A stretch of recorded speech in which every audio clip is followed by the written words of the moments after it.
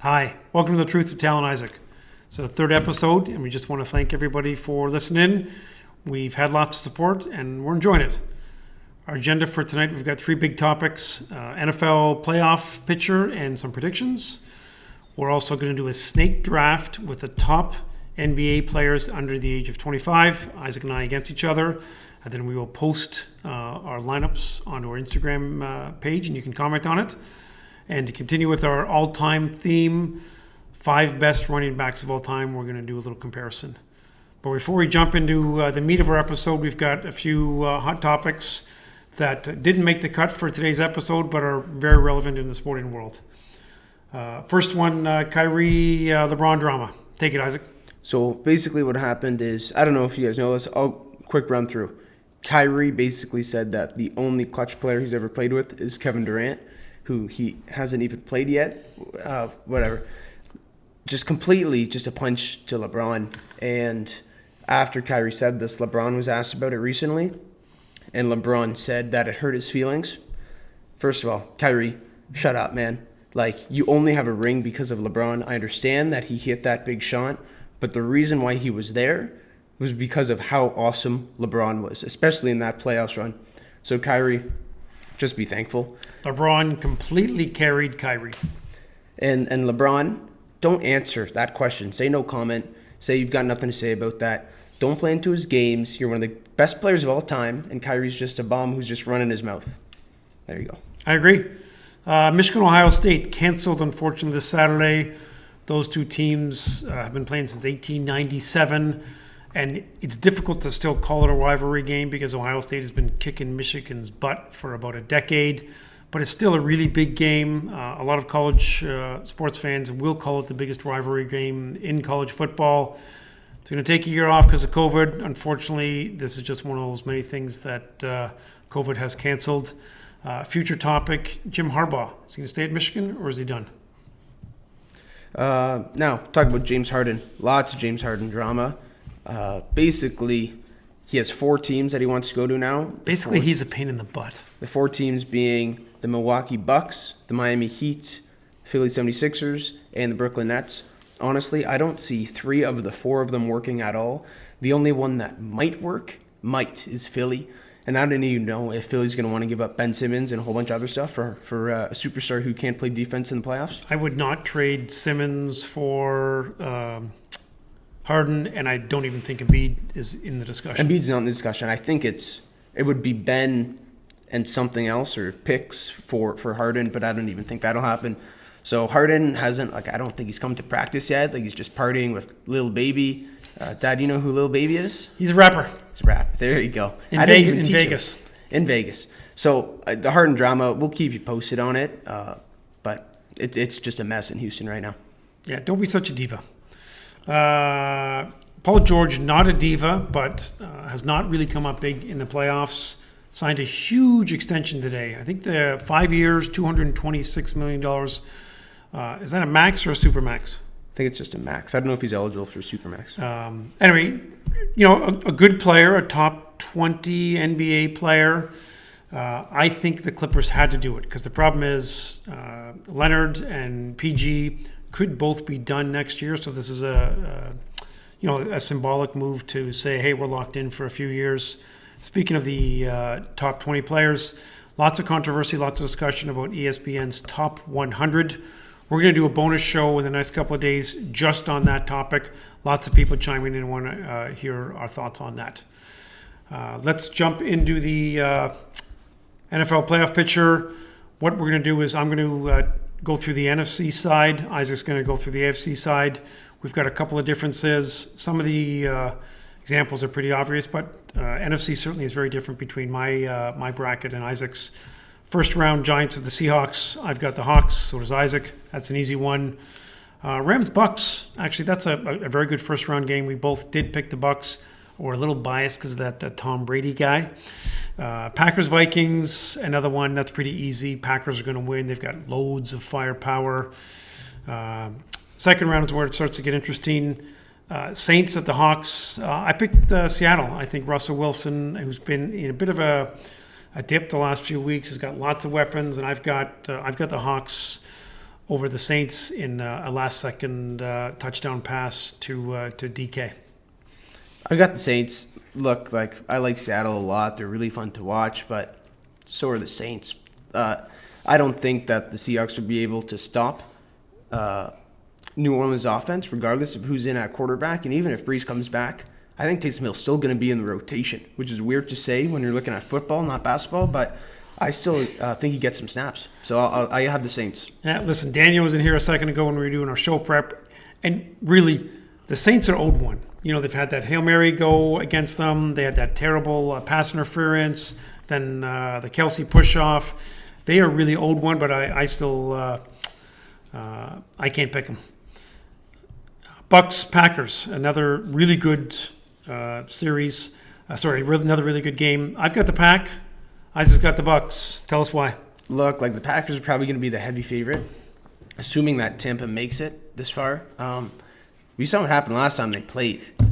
And if you look at history in the playoffs, one quarterback shows up and one doesn't. Tom Brady shows up in the playoffs. Aaron Rodgers doesn't. He's had one ring. He had one good playoff run. He has not come up big when they've needed him. Isaac is not an Aaron Rodgers fan at all. Sorry, guys. Pads his stats and has not come up very big in the playoffs. So give me Brady over Rodgers. Okay, fair enough. So NFC Championship, I have the Seattle Seahawks versus the Green Bay Packers. I've got the Packers going to the Super Bowl. Again, just too many weapons, and nobody's really been able to stop Devontae Adams this year. Isaac, who do you got? So I have Saints-Bucks, and then I have the Saints winning that game, I think handily, to be honest. I think the Saints are really good, and even if the Packers are in that game, I'll still take the Saints. Okay. Isaac, you want to run through the AFC? AFC. So we have first round Titans versus Browns. We both have Titans, I believe, here. Yep. I really like the Titans. I think they've got dark horse MVP candidate in their backfield. So give me the Titans over the Browns. Then we've got Bills at Dolphins. We both really like the Dolphins. Tua is fun to watch, but they can't stop the Bills offensively or defensively. And Josh Allen is a beast. He's had a great year. Another MVP candidate there, Yep. dark horse. And then we have Colts Chiefs. We're not going to spend time on this one. Chiefs by a lot. You know what? Actually, I think the Chiefs make it. Chiefs and Colts. I think the Colts do make it close. That is going to be the closest game that the Chiefs actually play in the playoffs. Yeah, they'll win by 20. That's how close it'll be. We'll go back up. We have Steelers, who had the first round bye, versus the Titans. I have the Titans upsetting the Steelers. I think they're kind of vulnerable. I know their record's really good, but I don't know if they'll be able to stop Derrick Henry. So give me the Titans upsetting the Steelers in the second round. Yeah, you know what? I went back and forth on this one. I do have the Steelers.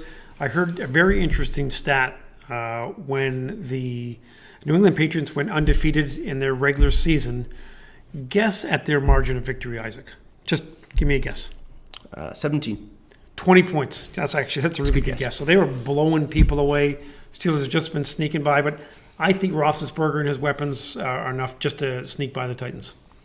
Lower half of that bracket, we have Bills at Chiefs. I think this could be a good game, better than the Colts-Chiefs game, but give me the Chiefs beating the Bills. You've got the same? Yep, I've got the Chiefs going on as well. Brings us to Steelers and Chiefs. Titans-Chiefs for me. And as much as I like Derrick Henry in Tennessee, give me KC to beat them probably pretty handily. And then you have... Yep, so I've got the Steelers, and the Chiefs, and then I've got KC blowing Pittsburgh away. Again, Pittsburgh had a pretty good run, but Chiefs by 20. All right, so our Super Bowl, I have Chiefs over the Saints.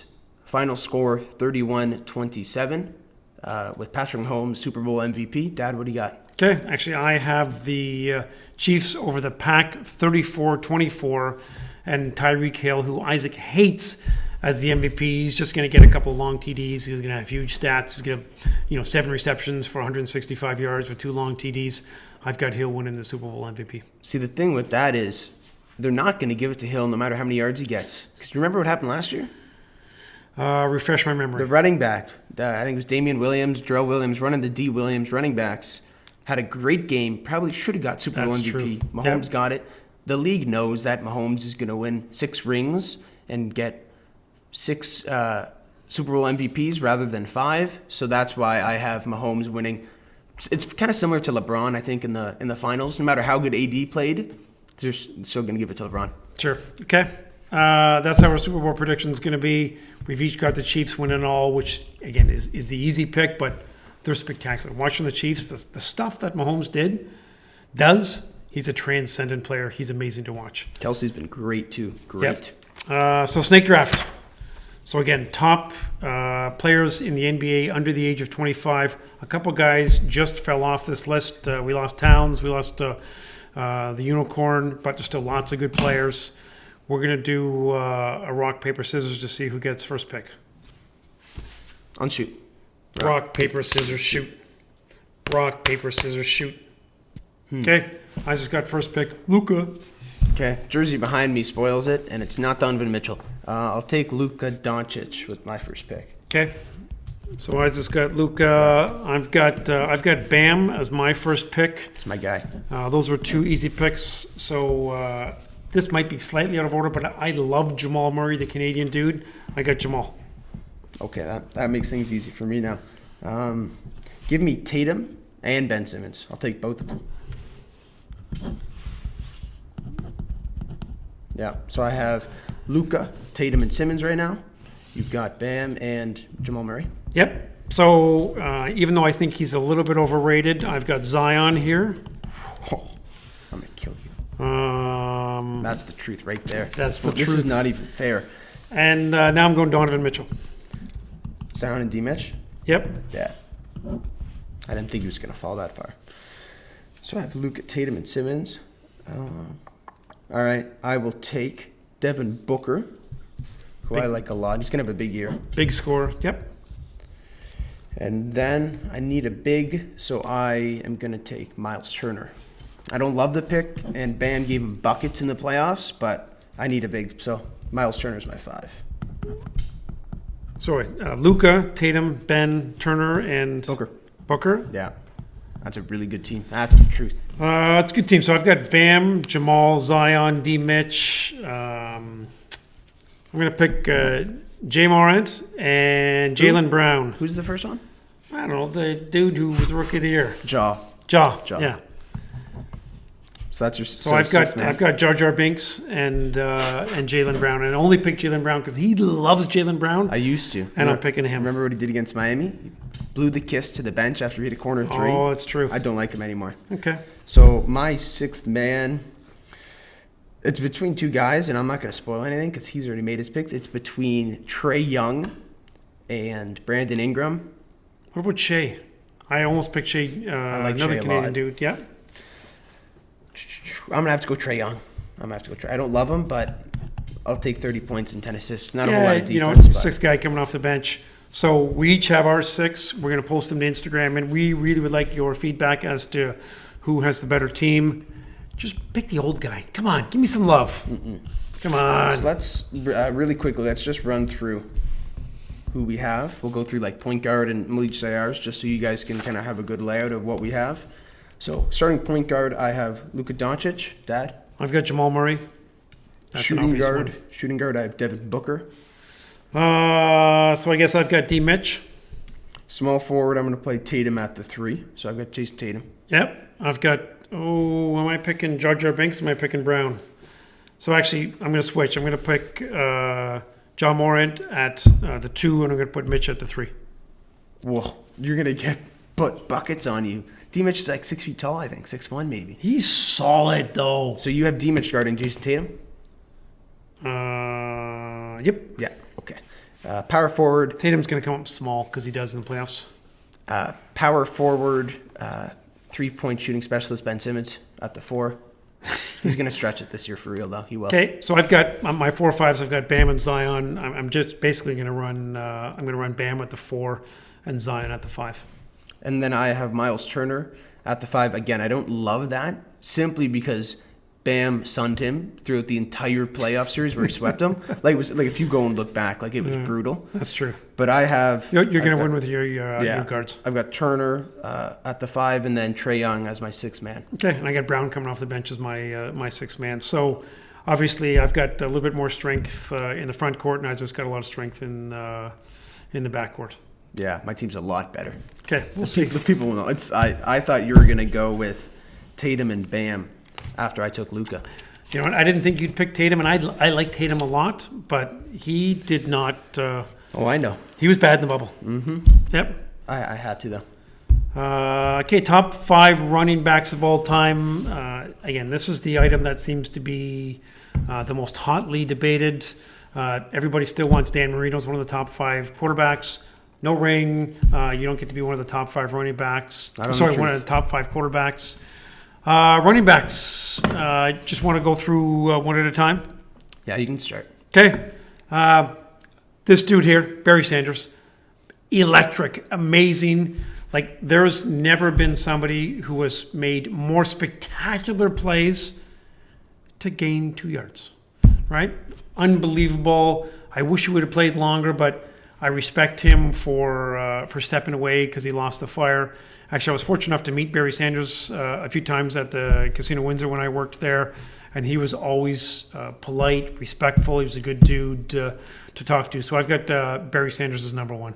So my one, it's Barry as well. Electric was actually the word I'd written down, and you used it. So I've got Barry Sanders at the 1. Look, like, he was responsible for the sole playoff win for the Lions in the Super Bowl era. Crazy to think about that they, A, only have 1, and B, that it was because of Barry. He was a Pro Bowler every single year he was in the league. Not, and I don't want to say wasted career, not to the extent of Calvin's, because we both have him as the best running back of all time, but a ring would be nice for Barry. For sure.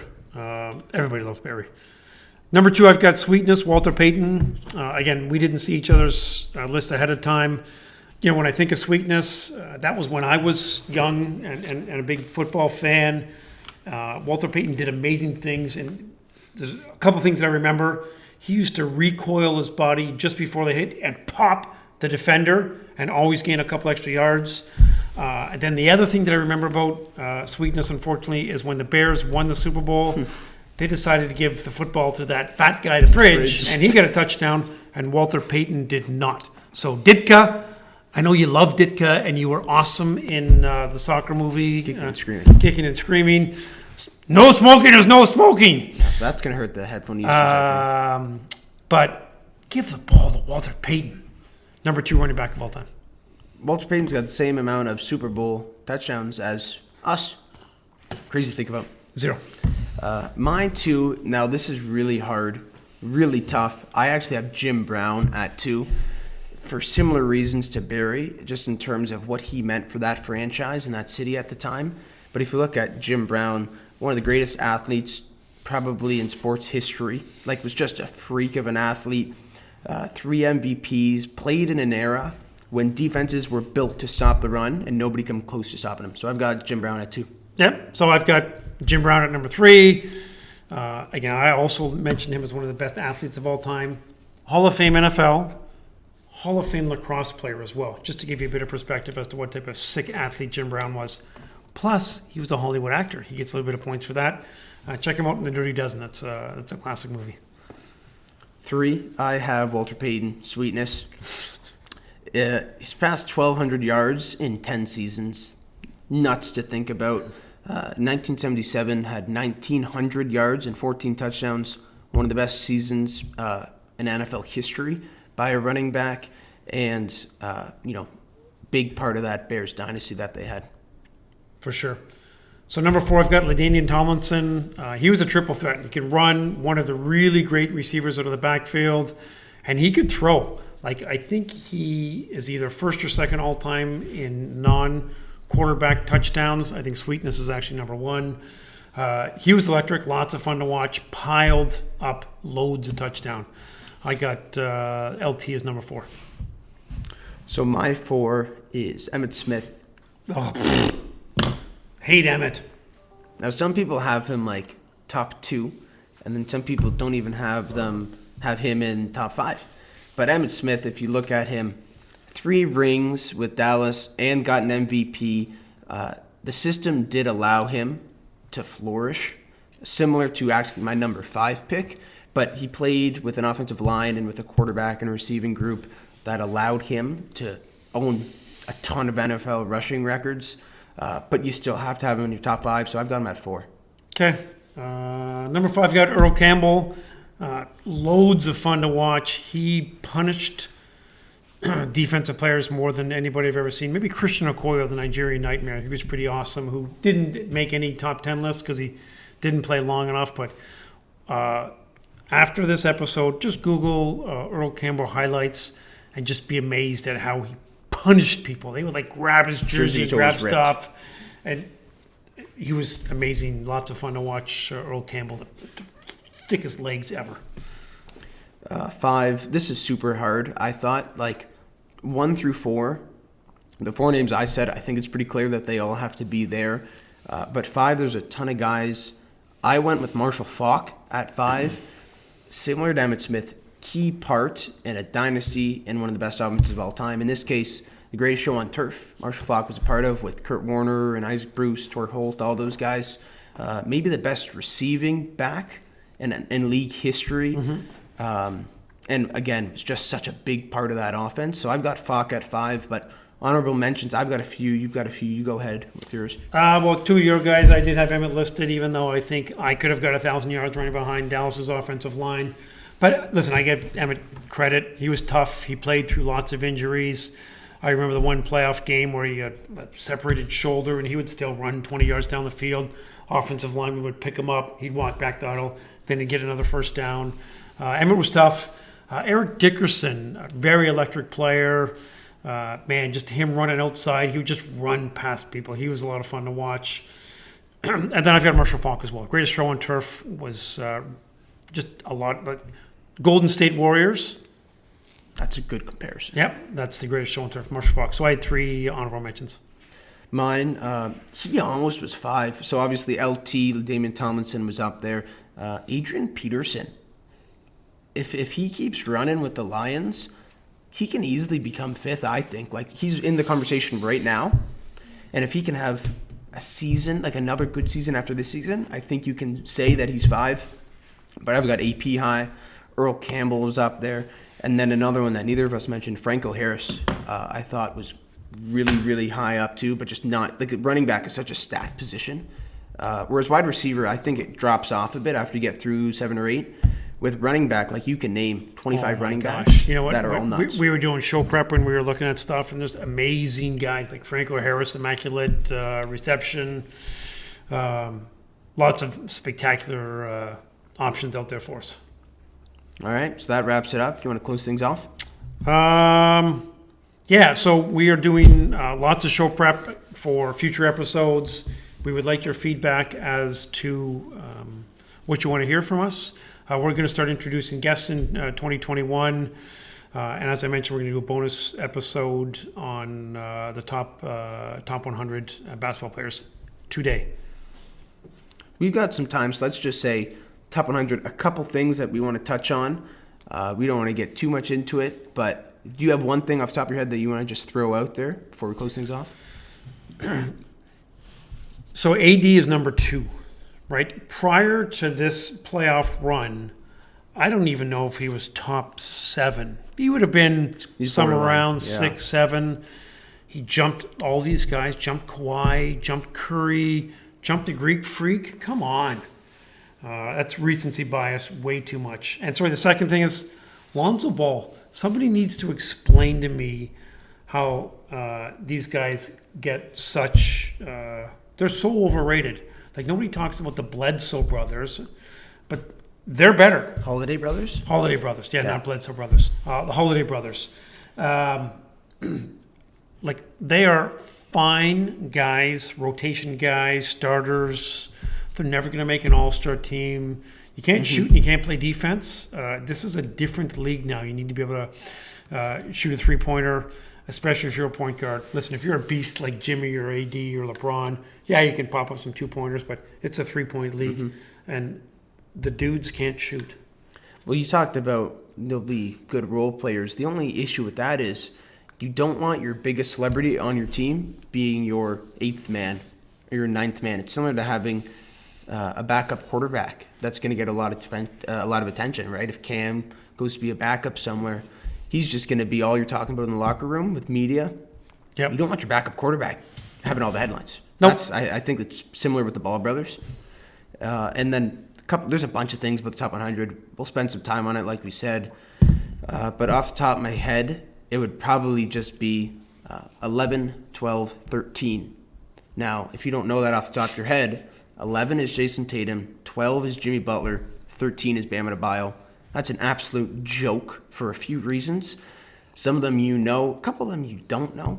And then I definitely want to spend some time on that. And another one, like Lonzo Ball, like he's 54 in the top 100. I think that's way too high. Like, I think he's going to improve a good bit, especially with Holiday gone. He's going to have a bit of a bigger stage now. And if Zion can play more than 20 minutes a game, that'll definitely help his assist numbers.